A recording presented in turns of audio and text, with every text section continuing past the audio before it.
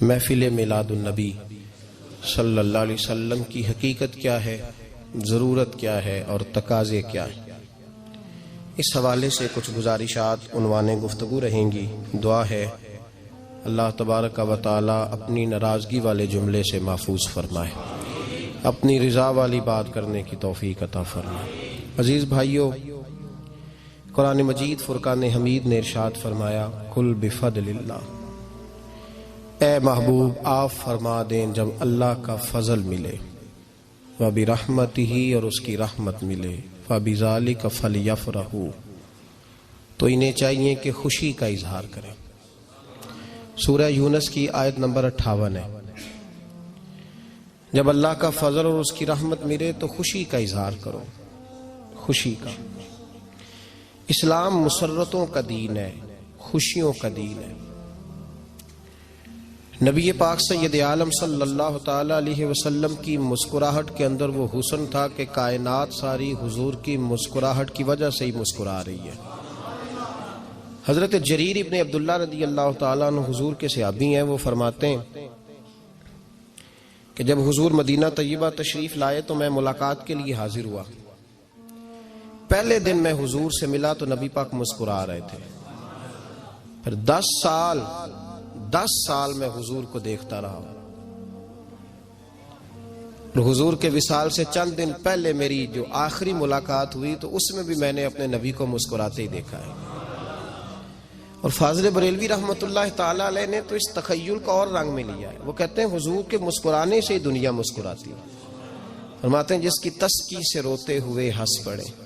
جب حضور ہلکا سا مسکراتے تھے تو رونے والوں کے دل بھی ٹھنڈے ہو جایا کرتے، غمزدہ لوگ مسکراتے تھے۔ حضور کی خوشیاں تقسیم کرتی تھی۔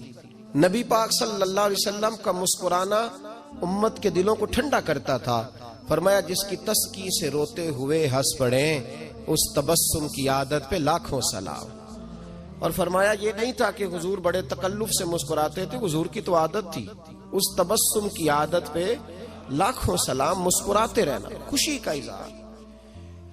اسلام بہت ساری چیزوں کا انسان کو پابند کرتا ہے، حدود و قیود میں رہنے کا حکم دیتا ہے۔ صحابہ کرام علیہم رضوان کے ہاں شادی کے موقع پر بارات لے کر کے جانے کا کوئی رواج نہیں تھا۔ حضرت عبد الرحمن ابن عوف رضی اللہ تعالیٰ عنہ جیسے مالدار لوگ بھی شادی کرتے ہیں تو نبی پاک کے بغیر بھی بارات چلی جاتی ہے۔ کوئی کانسیپٹ نہیں اس طرح کا کہ ڈھیروں بارات لے کے جائی جائے۔ حضرت عبد الرحمن ابن عوف کہتے ہیں میں حضور کی بارگاہ میں آیا تو سفید کپڑے پر پیلا زرد نشان تھا۔ حضور نے فرمایا کیا ہوا، یہ داغ کاہے کا؟ عرض کی حضور کل میں نے نکاح کیا تھا۔ تو محبوب نے جو ارشاد فرمایا اس میں فرمایا بڑی اچھی بات ہے، ولیمہ ضرور کرنا، چاہے ایک بکری ہی ذبح کرنا۔ بارات نہیں لے کے جائی جاتی تھی، ولیمے کا حکم دیا۔ اور بخاری میں نبی پاک نے یہ بھی فرمایا جب تمہیں کوئی ولیمے کی دعوت دے تو جایا کرو۔ اچھا، اب شادی کے موقع پر جو بارات لے کے جائی جاتی ہے تو اگرچہ حضور کی سنت نہیں لیکن اسے ہم حرام نہیں کہتے، اسے ہم ناجائز نہیں کہتے، ہم نہیں کہتے کہ یہ تو نے غلط کیا۔ اگرچہ لے جانا حضور سے ثابت اس مروجہ انداز میں ثابت نہیں، اس طرح ہمارے ہاں جاتے ہیں، لیکن ہم پھر بھی اسے ناجائز۔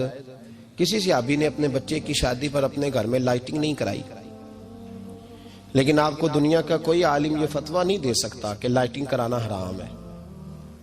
آپ شادی کے موقع پہ ساری گلی سجا لو، آپ ساری چھتوں پہ لائٹنگ کرا لو، کوئی آدمی یہ آپ کو فتویٰ نہیں دے سکتا کہ شادی کے موقع پر لائٹنگ کرانا جائز نہیں۔ کبھی سنا ہے آپ نے کسی سے؟ بولیے یہ جائز ہے، جائز پیسے ہے تو ٹھیک، بلکہ میں اس سے آگے بڑھتا ہوں، اس سے تھوڑا اور آگے جاتا ہوں۔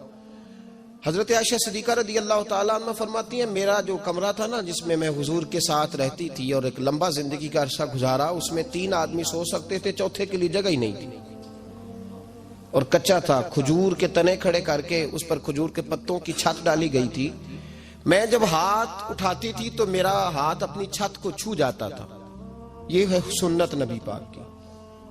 یہ حضور کا طریقہ ہے. بتائیے پکے گھر میں لینٹر والے گھر میں رہنا جائز کہ ناجائز؟ کیوں جی؟ حضور تو کچے مکان میں رہتے تھے، آپ نے کیسے پکا بنا لیا؟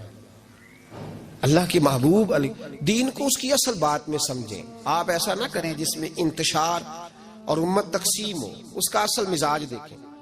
مہندی کے موقع پہ اگر کوئی آدمی 6 دیگیں دال چاول کی پکاتا ہے تو منع نہیں، جائز پیسوں سے پکائے. انہیں لائٹنگ لگوائی، کوئی منع نہیں. سارے محلے کو کھانا کھلایا، کوئی منع نہیں. بلکہ نبی پاک نے فرمایا بہترین مسلمان ہی وہ ہے جو سلام پہلے لے اور روٹی زیادہ کھلائے. تو بہترین مسلمان ہے.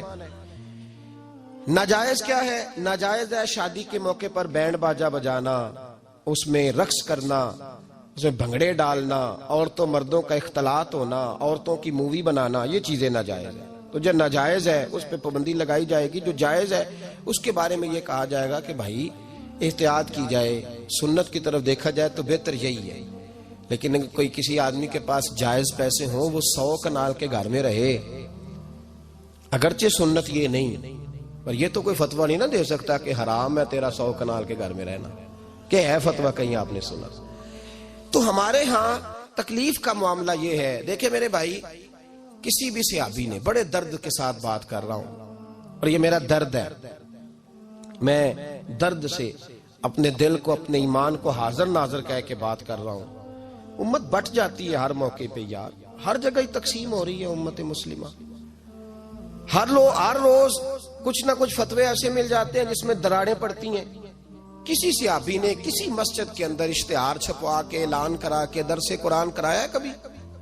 سیرت النبی کا جلسہ، ختم بخاری، مدرسے کا دستار فضیلت کا جلسہ، آپ نے اشتہار پڑھے ہیں نا یہ سارے مکاتب فکر کے؟ ہوتے ہیں کہ نہیں ہوتے؟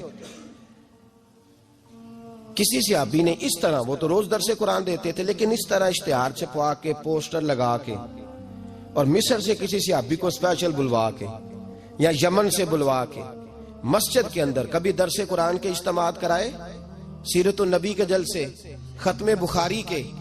او بھائی یہ ساری چیزیں حضور کے صحابہ کی سنت سے مروجہ انداز میں ثابت نہیں. مجھے بتا میرے بھائی، میں درد کے ساتھ تجھ سے سوال کرتا ہوں کہ سیرت النبی کے جلسے میں تو پشاور سے مولانا بلائے، پنڈی سے بلائے، تو گجرات اور کراچی سے لوگوں کو بلا کر کے اگر سیرت کا جلسہ کرائے، اور تو اس میں ایک آدمی کو کراچی سے بلوایا جا رہا ہے تو تو نے اس کو 20,000 کی ٹکٹ بھی دی، اور اشتہار پہ بھی جلسے پہ خرچ ہوا، پھر لنگر بھی پکا، کھانا بھی تو نے کھلایا، نہ تجھے کو بیوہ یاد آئی؟